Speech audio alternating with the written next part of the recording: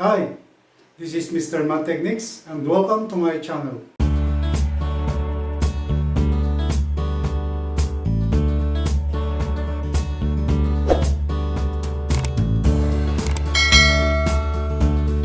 In our last discussion, we discussed about ratio and proportion.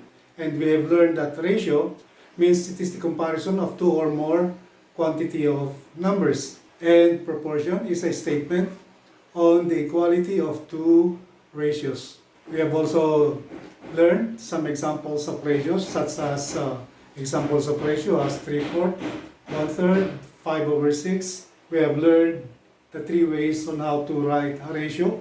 We have learned that the two inner numbers of the proportion are called means and the two outside numbers are called extremes. For today, we're going to solve examples and the applications of ratio and proportion. Okay, let's solve some application of ratio and proportion in solving problems. Let's take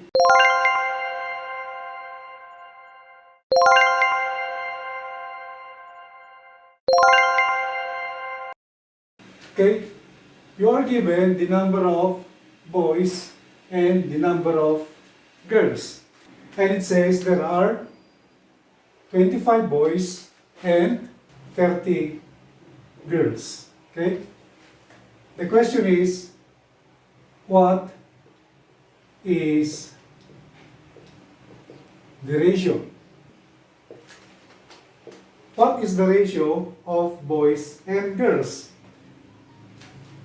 So the problem is asking the ratio of the boys and the girls. So B is to G. Okay, so the ratio of the boys and the girls, or can be expressed as B over G. So you're given the number of boys, which is 25, and the number of girls is 30. Okay? 25 over 30 can be simplified by dividing both by 5. Okay, divide this 5, divide this by 5. And 25 divided by 5 is 5 over 30 divided by 5 is 6. 25 over 30 is 5 over 6. So that is the ratio of 25 boys and 30 girls.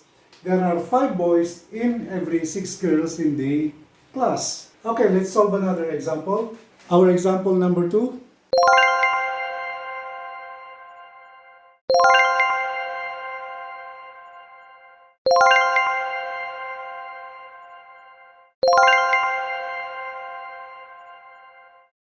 It says there that in the pet store, the ratio of the dog and the cat is 3:4. And it says if there are 9 dogs, how many cats are there? Okay?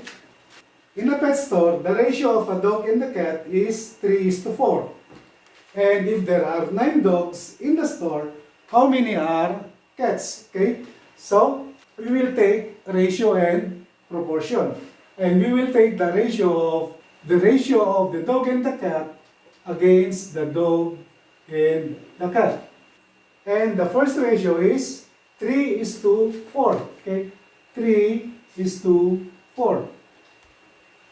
And dog here, and the number of dogs here is 9. And we have the number of cats. So we will say C represents the cat. And then we cross multiply, okay? So we multiply this, we multiply 3C, 3 times C is equal to 3C. And 9 times 4 is 36. Okay? So, we eliminate your 3 here by dividing this by 3. Divide this by 3. And we cancel your 3 and 3. That remains C is equal to 36 over 3. 36 divided by 3 is 12. That means if the ratio of the dogs and the cat is 3:4 and there are 9 dogs in the store, how many cats are there? There are 12 cats in the store. If there are 9, so the answer is with a ratio of 3:4 and if there are 9 dogs, there are 12 cats in the store. Okay, let's take another example.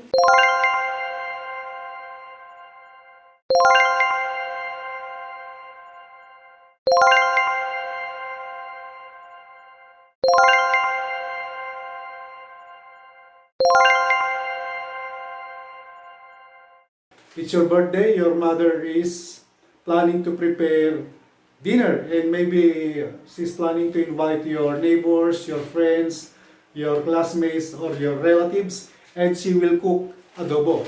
And she is planning and she is making calculations. She says that for every kilo, 1 kilo of pork can serve how many people? 6 people, okay? So that therefore the ratio is 1 kilo for every 6 people. So 1 is to 6. And she is planning to invite how many? She is planning to invite 24 people. So the ratio is 1 kilo of pork can serve 6 people. So to compute how many kilos of pork or ilang kilong baboy ang kanyang bibilin para dun sa 24 na tao. Okay, so we will now base our calculation for kilo of pork per 6 people and the kilo of pork per 24 people. Let's substitute. 1 kilo of pork equals to 6 people. So 1 is to 6. And she is planning to prepare for 24 people. 24 people. And what is needed is, ilang kilo ang bibili niya? How many kilos is she going to buy? So let's take K as kilo of pork. So again, we cross multiply. 6 times K is 6K and 1 times 24 is 24. We simplify this by dividing this by 6, dividing this by 6. So we cancel 6 and 6. K is 24 divided by 6 is 4.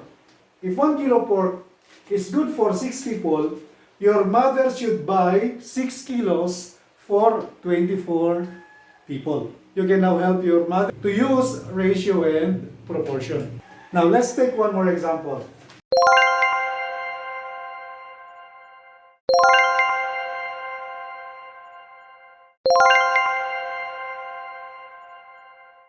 What is given is 4 cups of flour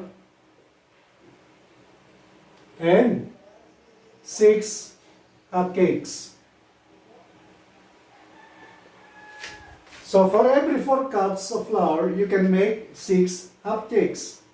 Now, the question is, how many hot cakes are you going to produce if you are going to use 8 cups of flour? So it says cups over hot cakes is equal to cups per hot cakes.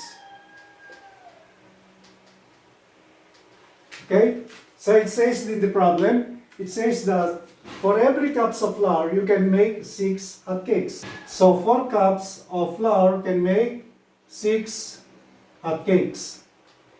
The question is, how many hot cakes if one will use 8 cups? Okay, so if one will use 8 cups, how many hot cakes will it make? So let's represent 8 as hotcakes.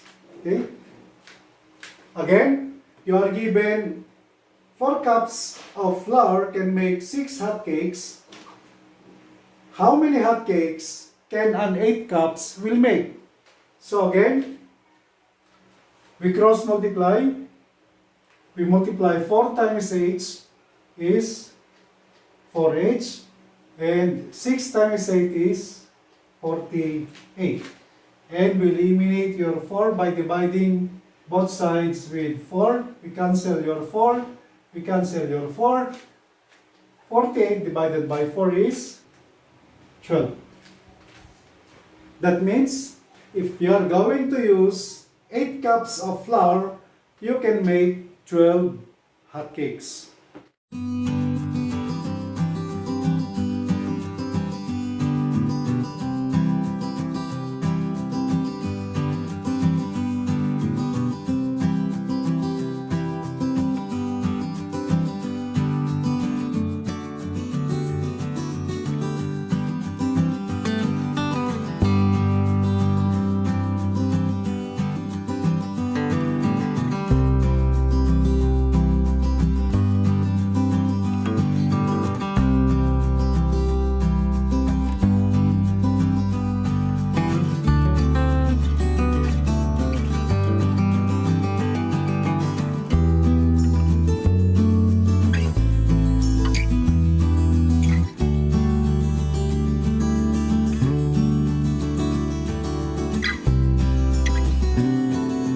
Before we are going to end, I would like to inform everybody that my join button has now been approved by YouTube. And I'm inviting everyone to join my channel. That's it for today. We have learned the application of ratio and proportion. Please don't forget to hit that subscription button and the notification bell so that you will be updated when a new video will come out. Until then, this is Mr. Math Techniques. Thank you for watching.